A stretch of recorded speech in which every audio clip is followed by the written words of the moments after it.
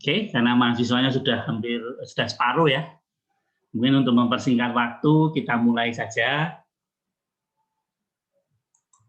perkuliahannya. Selamat sore ya. Sore, Assalamualaikum warahmatullahi wabarakatuh. Jumpa lagi dengan saya. Sudah berapa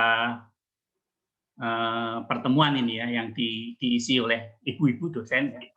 Kali ini bertemu lagi dengan saya di pokok bahasan yang lainnya dalam mata kuliah dasar-dasar perencanaan dan perancangan kota.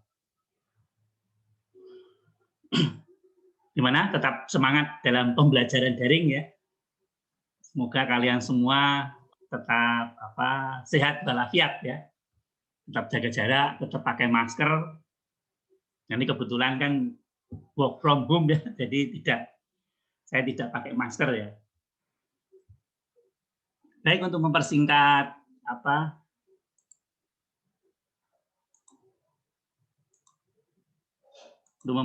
waktu, saya langsung share aja.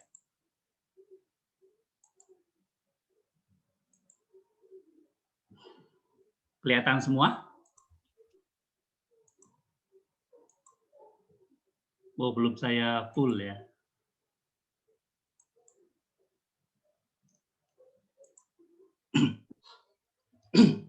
Nah, pokok bahasan kita kali ini tentang lahan gambut dan bentuk kota berbasiskan karakteristik gambut.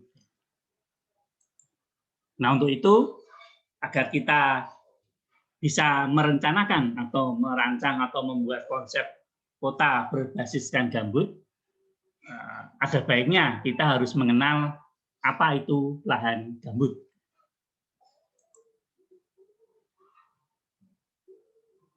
Ini ada beberapa ilustrasi ya di cover saya.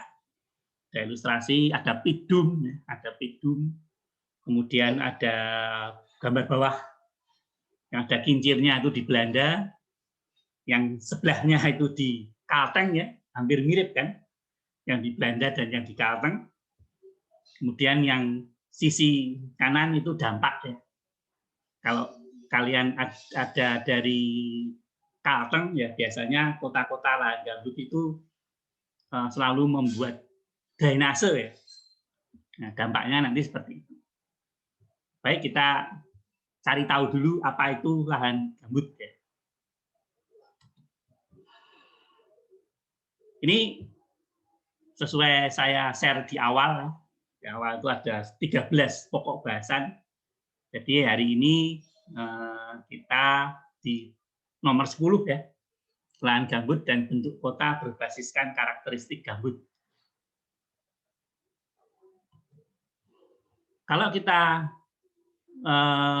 mengetik di Google atau di Yahoo, pokoknya di internet ya, tentang peatland ya, dengan kata kunci peatland itu bahasa Inggrisnya lahan gambut, maka akan muncul seperti ini ya, gambar-gambar lahan gambut ya. Banyak sekali, tapi ini saya screen ya sebagian saja ya. Selanjutnya kalau kita ketik lahan gambut, nah munculnya seperti ini. Nah, ini kursor saya kelihatan ya. Nah, ini yang di sini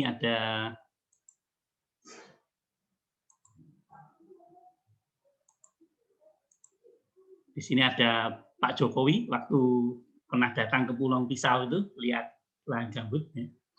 Dan sebagian besar foto-foto yang ada di Google ini adalah lahan gambut di Kalimantan Tengah, bagian besar di Kalimantan Tengah.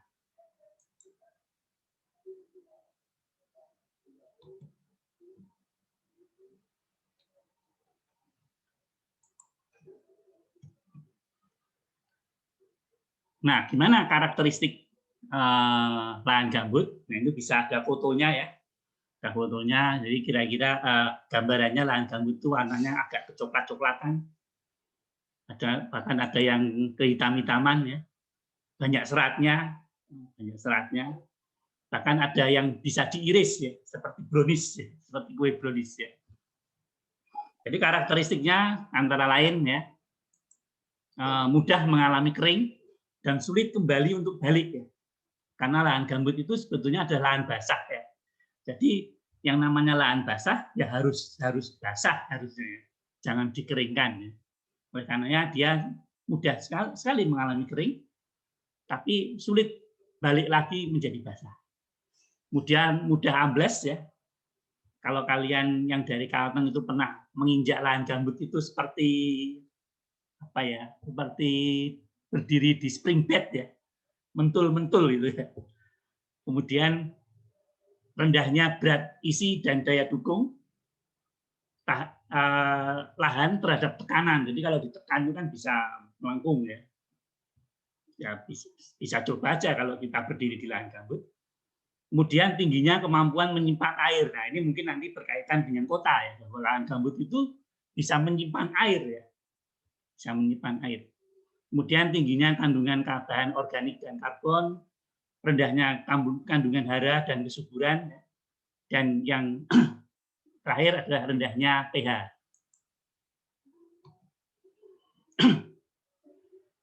Sejarah terbentuknya lahan gambut ya, itu dari proses terbentuknya gambut berpengaruh terhadap jenis-jenis dan karakter gambut ya. Oleh karena itu gambut pedalaman memiliki bentuk dan karakter yang berbeda dengan gambut yang ada di sekitar sungai dan pantai. Beda ya.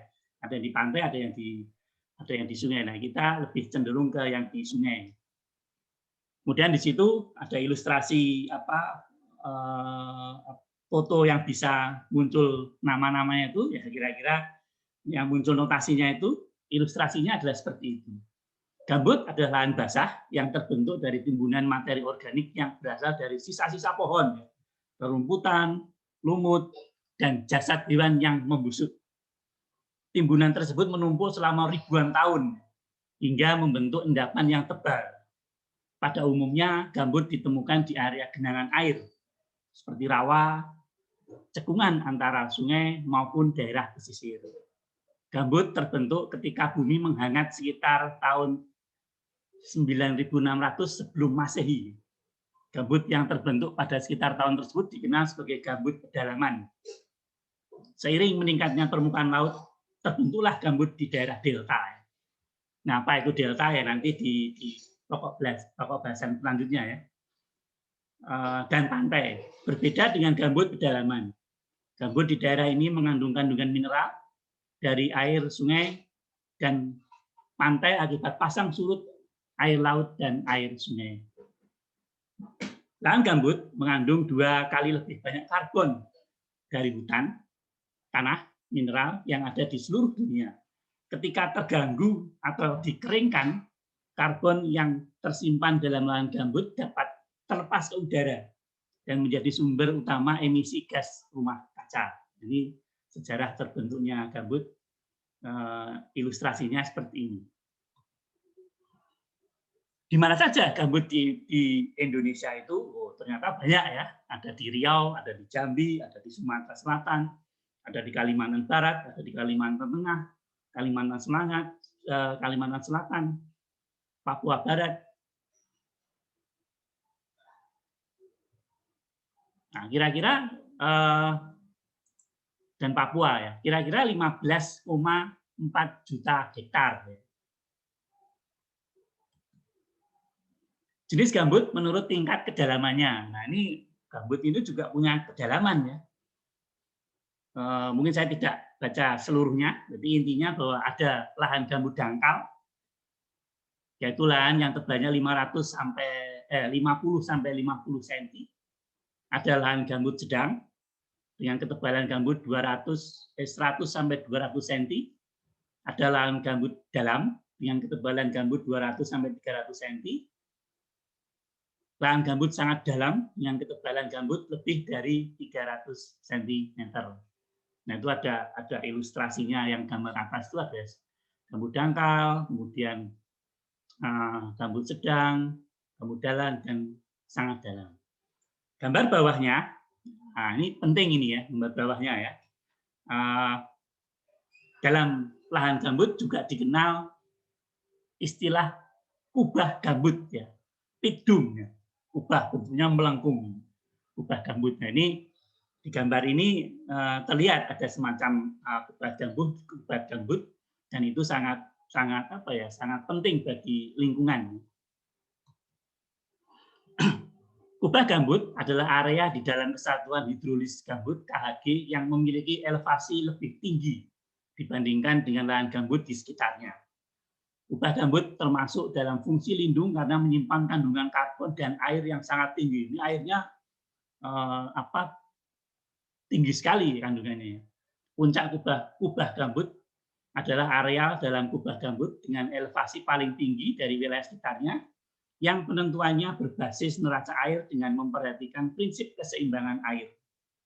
Tidak semua satuan hidrologis gambut memiliki kubah gambut ya, dan puncak kubah gambut. Dan ini ada ilustrasinya bahwa kubah gambut itu terbentuk biasanya di antara dua sungai. Dua sungai ya. Palangkaraya ini, kalau kalian tinggal di Palangkaraya ini kan terbentuk ada dua sungai Kahayan dan sungai Sabango ya. Nah, itu sebetulnya itu juga ada kubah gambutnya. Nah, ini ilustrasinya yang gambar bawah ini. Nah, ini yang biru-biru ini adalah sumber ya. Sumber, kalau ini saya tidak saya kasih sumber karena sudah ada lambang sudah ada tulisannya ya. Jadi ini saya ambil dari sumber-sumber yang biru-biru itu. Jadi PDF-nya nanti akan saya bagikan di grup WA. Nanti Anda bisa mengklik ya. Inilah ilustrasi dari kubah gambut ya. Biasanya di sini ada sungai, di sana ada sungai. Ini contoh yang masih kelihatan dari Google Earth ya. Jadi ada dua sungai. Nah, kubah gambutnya yang kelihatan ini ya, yang agak hijau ya. Ini agak cembung ya. Inilah kubah gambut ya. Nah, ini airnya banyak ya. Kandungan airnya banyak. Dan gambut itu seperti spon ya. Spon. Jadi kalian kalau mencelupkan spon ke air ya, kemudian diangkat, itu kan airnya ada yang terangkat ya. Kalau diperes baru keluar airnya. Nah, itulah gambut itu seperti itu ya. Jadi dia bisa menyimpan air. Nah, gambut juga mudah. Nah, tadi disebutkan mudah kering ya. Oleh karenanya kalau kering mudah terbakar ya. Beberapa kasus, beberapa musibah gitu. Kita pernah mengalami kebakaran hutan di lahan gambut. Jadi ketika lahan gambut kering, api kecil atau bahkan rokok bisa memicu kebakaran. Api bisa menyebar hingga lapisan gambut dalam, yang kedalamannya bisa mencapai 4 meter. Jadi dari luar tuh kita nggak kelihatan bara apinya. Dari permukaan nggak kelihatan bara apinya, yang keluar hanya asapnya. Walaupun api di permukaan sudah padam, bukan berarti api di lapisan dalam juga padam. Nah, ini makanya sulit dihentikan apinya ya. Api bisa bertahan berbulan-bulan bahkan menjalar ke tempat lain. Dan ini ada ilustrasi, foto ilustrasi ya. Jadi kalau siang itu seperti ini, mungkin yang ada di Kalteng ya, pernah lihat waktu jalan di luar kota dari siang itu bentuknya seperti ini fotonya. Tapi ketika malam, kelihatan bara-bara apinya ya. Nah, inilah bahaya jika gambut itu kering ya, karena mudah terbakar dan bisa menjalar. Nah, gambut juga berkaitan dengan ini tadi ya, menyimpan air ya, menyimpan air sehingga jika kering ya, tidak gambutnya turun, itu akan mengakibatkan cekungan ya. Di gambar ini ada ilustrasi gambutnya terbakar kemudian cekung. Nah, cekungan itulah akhirnya menjadi daerah rawan banjir ya. Dengan tidak lagi menjadi tempatnya air, maka airnya itu kan terus meluber kemana-mana ya. Nah, akibatnya salah satu dampaknya ya membanjiri kampung-kampung atau kota-kota yang ada di sekitarnya ya. Harusnya airnya itu waktu musim penghujan itu ditampung di lahan gambut, karena gambutnya sudah menyusut, sudah kering, nah nggak ada yang menampung lagi. Akhirnya dia meluber ke perkotaan yang ada di sekitarnya. Mungkin dalam tahun-tahun ini di Kalimantan sering terdengar berita-berita di koran atau di TV yang dulunya tidak kebanjiran, sekarang kebanjiran. Salah satu dampaknya ya itu ya. Salah satu penyebabnya ya gambutnya itu menipis, ya. Tidak jadi dum lagi, tidak bisa menyimpan air lagi. Dan ini ada gambut-gambut yang ada di Indonesia ya. Ada yang sudah kehilangan ketutupan, ada yang penambahan ketutupan. Ini sumbernya dari Pantau Gambut ya. Nanti bisa kalian lihat.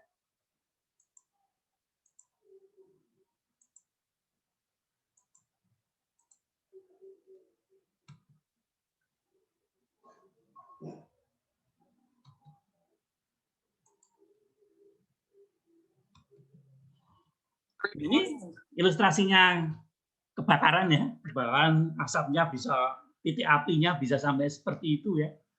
Ada di Kalimantan, ada di Sumatera, bahkan ada di Sulawesi. Jadi ketika musim kemarau memang lahan gambut jika tidak basah ya akan rawan kebakaran ya, dan itu akan memberikan dampak asap bagi kota yang ada di sekitarnya, bahkan bagi negara tetangga ya. Asapnya dapat asap kiriman, itu kan juga membuat kita juga sedih ya dengan ini ya, dengan adanya kebakaran lahan ini ya. Kita harus pakai masker keluar, kalau kayak kendaraan matanya pedih ya. Itu kan juga akan mengganggu juga pada kesehatan kita. Ini di Kalimantan ya, di Kalimantan yang di Kalimantan Tengah itu gambutnya berada di sini, Di kuliah ini kan ada yang dari Untan ya, ada yang dari Untan, Pontianak juga sekelilingnya gambut ya, sekelilingnya juga gambut. Nah ini untuk di Kalimantan Tengah, kalau kita lihat lebih detail lagi, ternyata di kawasan-kawasan gambut itu ada kota ya, ada beberapa kota. Salah satunya Palangkaraya, Kasongan mungkin di sana ya, nggak kelihatan ya. Kemudian Pulang Pisau, ada juga Kuala Kapuas di sini, Kuala Kapuas ya. Nah ini semua berada di sekitar lahan gambut. Nah kalau kita lihat peta kuno, dulu Palangkaraya ini peta tahun 1843 ya, 1840-an ya, yang membuat Swaner ya. Jadi Swaner pernah melakukan ekspedisi ke Kalimantan Tengah. Dia mendata kampung-kampungnya itu, nama-nama kampungnya apa saja. Nah ini yang menarik itu di sini ya, di antara Pahandut. Nah Pahandut itu kampung lamanya Palangkaraya, sebelum ada kota Palangkaraya dulu namanya Pahandut, dan Jabiren ya. Ini di Jabiren, sekarang ada kampung Jabiren itu. Di sepanjang ini tidak ada kampung ya. Mengapa tidak ada kampung? Ya ini adalah suatu kearifan lokal orang Dayak ya, bahwa membangun kampung itu tidak berada di lahan gambut. Jadi seperti apa kearifannya? Nanti kita lihat di gambar berikutnya. Nah, kearifannya seperti ini. Ini saya ambil dari Pak Wido Limin ya, Wido Limin. Nah, kearifannya adalah gini. Ini adalah Pidum ya. Ini ada dua sungai. Bahwa kampungnya itu bangunnya di sini, di tanggul sungai, di tanah keras ya, di tanah keras ya, bukan di tanah lembek. Makanya kalau kita lihat peta Swaner tadi, bahwa kampung-kampung Dayak itu selalu berada di di tanggul-tanggul sungai ya, di tanah keras, bukan di tanah lembek. Dan biasanya di sekitar kampung itu ada black swamp, danau hitam. Nah, danau hitam itu banyak ikannya itu. Sampai sekarang pun orang kalau memancing ya, kalau mancing itu kan banyak di black swamp itu ya, tidak di sungai ya, tapi di black swamp itu. Dan inilah kearifan suku Dayak dalam setting kampung. Jadi mereka tidak membangun di pidum, tidak membangun di lahan black swamp, tapi membangunnya di tanggul sungai. Dan waktu itu memang sungai menjadi urat nadi ya. Nah, jadi kalau membangunnya di pidum ya kejauhan dari sungai ya. Jadi transportasinya juga akan kesulitan. Ini ada beberapa contoh ya, di Kalteng, Palangkaraya, ya ini kota Palangkaraya sekarang ya. Dulu kampung aslinya tuh di sekitar sini ya. Kursor saya kelihatan ya. Itu ada Kampung Pahandut dan Bukit Jekan ya. Nah, di sini ya. Nah, keluar dari ini sudah lahan gambut ya. Kemudian di Sampit ya, Sampit ada Kampung Bamang ya. Awalnya Kampung Bamang, ada yang dari Sampit sini. Ada yang ada Kampung Bamang. Keluar sana sudah gambut ya. Kemudian Pulang Pisau ya. Dulu kampungnya juga Pulang Pisau. Sekarang dikembangkan menjadi kota dan mengarah ke lahan gambut juga. Kasongan ya. Kasongan bukan Kasongan Jogja ya, di Jogja juga ada tempat namanya Kasongan, ini kota Kasongan ya, kira-kira 1 jam ke arah barat Palangkaraya itu ada Kasongan, itu juga ada Kampung Kasongan, ya. Sekitarnya adalah lahan gambut. Nah ini yang jadi pertanyaannya, bahwa cepat atau lambat perdesaan, perkampungan kemungkinannya akan berkembang menjadi perkotaan, terutama mungkin di daerah Kalimantan ya, karena ini berkaitan dengan gambut. Saya mencontohnya di Kalimantan. Ini ada pertanyaan nih sekarang ya. Jika suatu perdesaan atau perkampungan di sekitar lahan gambut akan dikembangkan menjadi perkotaan, nah seperti apa bentuk kotanya? Nah, itu kan jadi pertanyaan. Tentunya membangun kota di lahan gambut tidak sama membangun kota di lahan kering ya. Lahan-lahan kering yang ada di Jawa sepertinya kalau dibawa di sini tidak tepat ya. Nah, di sini adalah lahan gambut, di sini adalah lahan basah. Oleh karena itu bentuknya seperti apa? Nah, tentunya jawabannya yang tepat adalah yaitu bentuk kota yang berbasiskan karakteristik gambut.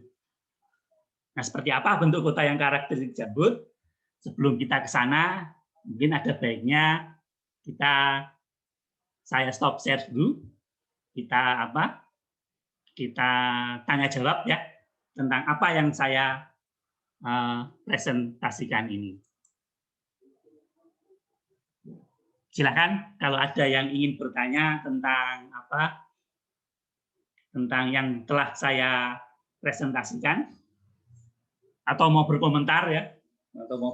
Silahkan. Saya tunggu. Ayo, silahkan berkomentar. Nggak usah takut-takut ya. Silahkan bertanya aja.